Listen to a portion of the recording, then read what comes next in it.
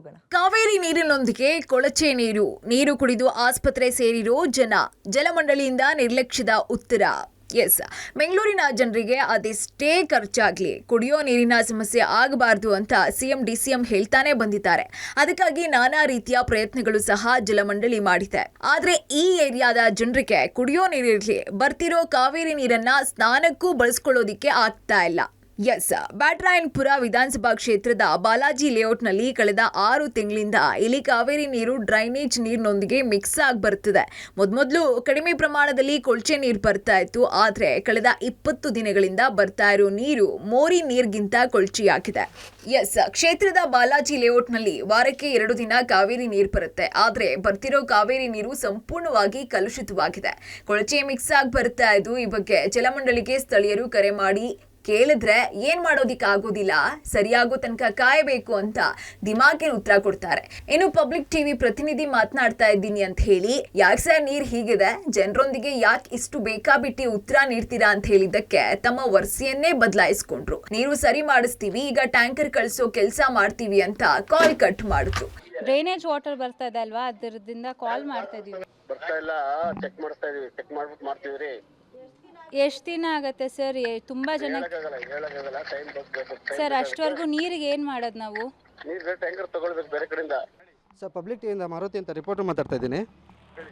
Sir, drainage mix ಆಗಿದೆ, ಇಲ್ಲೆಲ್ಲ ಟ್ಯಾಂಕ್ಗಳಲ್ಲಿ ಕಾಣಿಸ್ತಿದೆ. ಗೊತ್ತಿಲ್ಲ ಅಂತಿದ್ದೀರಾ? ಮತ್ತೆ ಗೊತ್ತಿದೆ, ಸರಿಪಡಿಸ್ತಾ ಇದೀವಿ ಅಂತ ಹೇಳಿದ್ರು.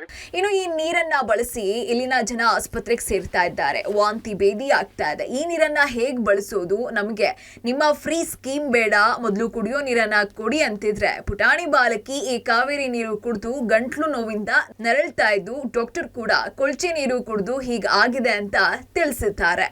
ಸರ್, ಜೀವನಕ್ಕೆ ಬೇಕಾಗಿರೋದು ನೀರು. ಮುಖ್ಯವಾಗಿ ನಾವು ನಮ್ಮ ಗೌರ್ಮೆಂಟ್ಗೆ ಏನು ಹೇಳಬೇಕು ಅಂದರೆ, ಕೃಷ್ಣ ಬೈರೇಗೌಡವ್ರಿಗೆ ಏನು ಹೇಳಬೇಕು ಅಂದರೆ, ನಿಮ್ಮ ಗೌರ್ಮೆಂಟವ್ರು ನಮಗೆ ಫ್ರೀ ಬಸ್ ಬೇಕಾಗಿಲ್ಲ ಆಯಿತಾ. ನಾವು ಅಫೋರ್ಡ್ ಮಾಡ್ಬೋದು, ಮಿಡ್ಲ್ ಕ್ಲಾಸಲ್ಲಿ ಇದ್ಕೊಂಡು 10 ರೂಪಾಯಿ ಬಸ್ಸಿಗಿಲ್ದೇ ಇರೋ ಅಂತ ಏನೂ ಇಲ್ಲ. ದಿನ ಕುಡಿಯೋ ನೀರು ಸರಿಯಾಗಬೇಕು ನಮಗೆ. ಗಲೀಜಾಗ್ಬಿಟ್ಟು ನನಗೆ ಗಂಟ್ಲೆಲ್ಲ ಡಸ್ಟ್ ಅಲರ್ಜಿ ಆಗಿದೆ, ಶೀತ ತುಂಬ ಆಗಿಬಿಟ್ಟಿದೆ, ಹೋಗ್ತಾನೆ ಇಲ್ಲ, ಕುಡಿಯೋಕ್ಕೆ ನೀರು ಚೆನ್ನಾಗಿ ಬರ್ತಿಲ್ಲ. ಇನ್ನು ಇಲ್ಲಿನ ಜನ ಸ್ಥಳೀಯ ಶಾಸಕರಾಗಿರೋ ಸಚಿವರು ಸಹ ಆಗಿರುವಂತಹ ಕೃಷ್ಣ ಬೈರೇಗೌಡರಿಗೆ ಸಾಕಷ್ಟು ಬಾರಿ ತಮಗೆ ಆಗ್ತಾ ಇರೋ ಸಮಸ್ಯೆಯನ್ನ ಹೇಳಿ ಸುಸ್ತಾಗಿದ್ದಾರೆ. ಅದೇ ಈ ನೀರಿಂದ BWSSನವ್ರು ಬಂದು ಏನು ಸರಿ ಮಾಡ್ತಾ ಇಲ್ಲ. 6 ತಿಂಗಳಿಂದ ನಾವು ಹೇಳ್ತಾನೆ ಇದ್ವಿ, ಲೈನ್ ಚೇಂಜ್ ಮಾಡ್ತೀವಿ ಅಂದರು, ಲೈನು ಚೇಂಜ್ ಮಾಡಲಿಲ್ಲ. ಇವಾಗ ನೋಡಿರಿ, ಲೈನ್ ಚೇಂಜ್ ಮಾಡೋಕ್ಕೆ ಟೈಮ್ ಹಿಡಿತೈತೆ, ಇದನ್ನೇ ರಿಪೇರಿ ಮಾಡಿಸ್ತೀವಿ ಅಂದರು, ಇದನ್ನು ಮಾಡಲಿಲ್ಲ, ಯಾವುದು ಮಾಡಿಸ್ತಾ ಇಲ್ಲ. ನಮ್ಗೆ 1 ತಿಂಗಳಿಂದ ಆರೋಗ್ಯ ಸರಿ ಇಲ್ಲ, ನೆಗಡಿ, ಕೆಮ್ಮು, ಜ್ವರ ಎಲ್ಲ ಇದೆ.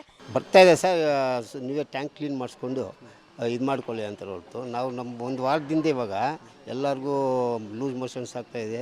ಒಟ್ಟಿನಲ್ಲಿ ಒಂದ್ ಕಡೆ ಬಿರು ಬಿಸಿಲಿನ ಅಬ್ಬರ, ಮತ್ತೊಂದ್ ಕಡೆ ಕುಡಿಯುವ ನೀರಿನ ಸಮಸ್ಯೆ, ಹೀಗೆ ಬರೋ ನೀರು ಸಹ ಕೊಳಚೆ ನೀರು. ಇಂತಹ ಪರಿಸ್ಥಿತಿಯಲ್ಲಿ ಜನರಿದ್ದಾರೆ. ಇದಕ್ಕೆ ಜಲಮಂಡಳಿ ಯಾವ ಕ್ರಮ ಕೈಗೊಳ್ಳುತ್ತೆ ಕಾದು ನೋಡಬೇಕಾಗಿದೆ. Maruti Belluru, public TV, Bengaluru.